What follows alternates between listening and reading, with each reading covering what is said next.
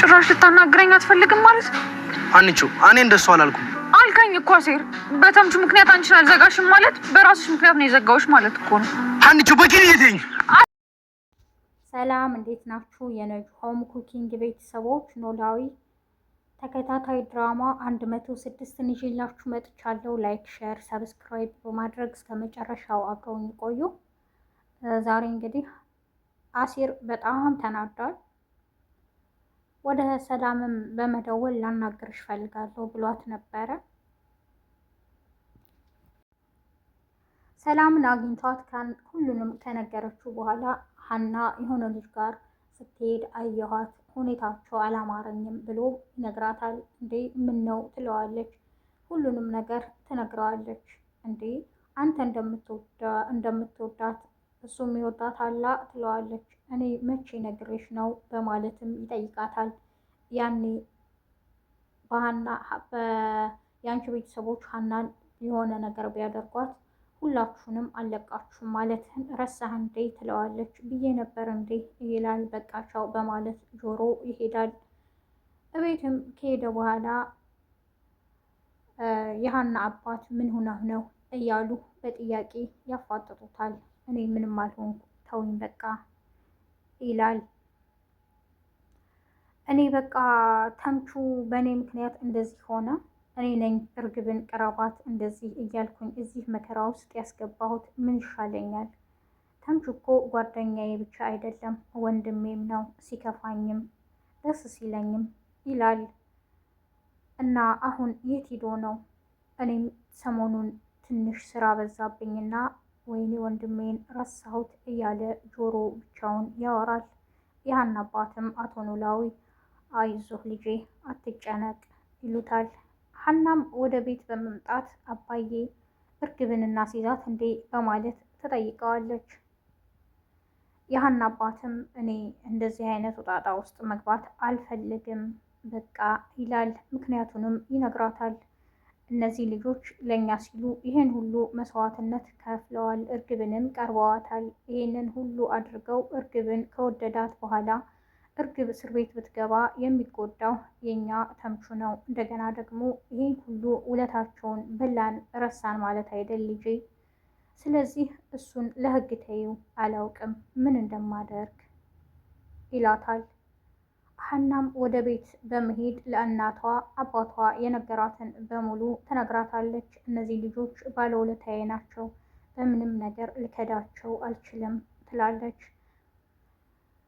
ወይዘሮ ሜላትም ግራ በመጋባት ትስማማለች። እሺ ልጄ አንቺ ካልሽ ብላታለች። ወይዘሮ ባዩሽም እስር ቤት ሆና ወይኔ በቃ እዚሁ መበስበሴ ነው ትላለች። አብራት የታሰረችውንም ልጅ በነገር ትነዘንዛታለች። ባንቺ ምክንያትም ነው ትላታለች።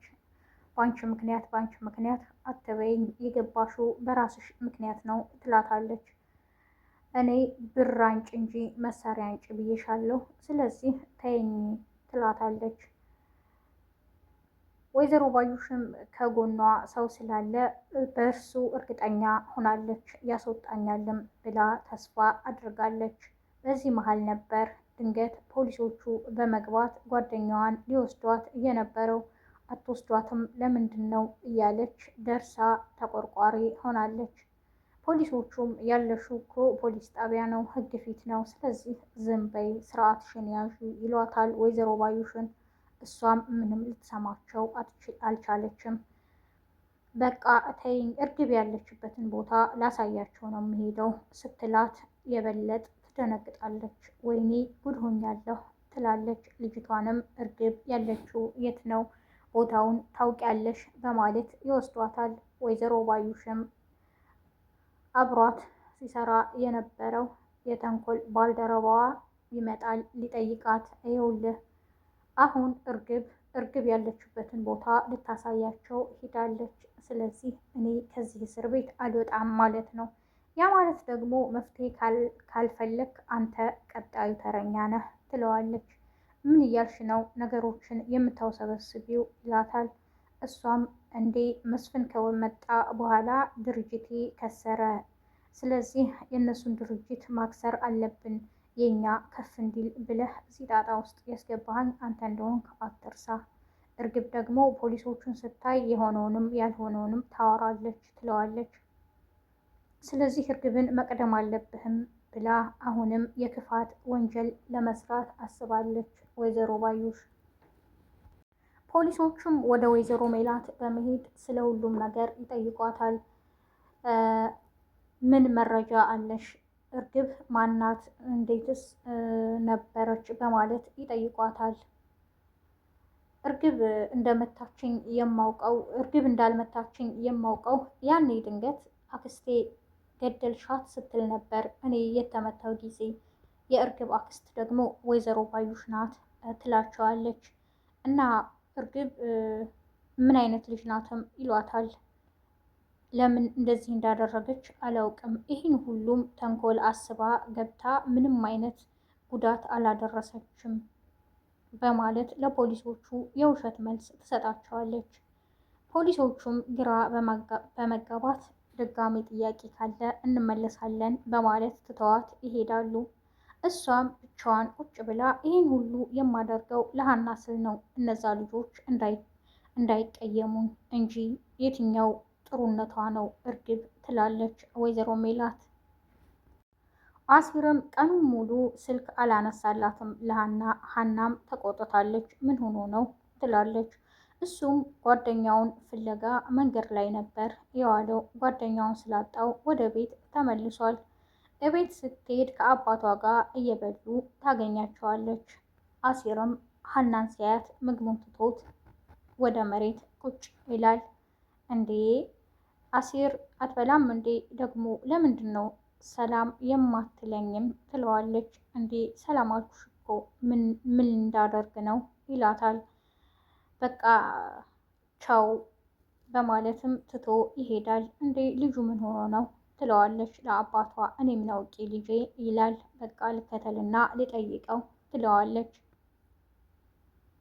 ሀናም አሲርን ተከትለው ወጥታ ምን ሆነህ ነው ትለዋለች። ባክሽ ዝም በይ ከድሮ አንቺ ተቀይረሻል ይላታል። አሲር ስለቀና ነው የኔ የሆነን ሰው እንዴት ሌላ ሰው ይወስዳል በማለትም በጣም ግራ ገብቶታል። ብቻውንም ያወራል።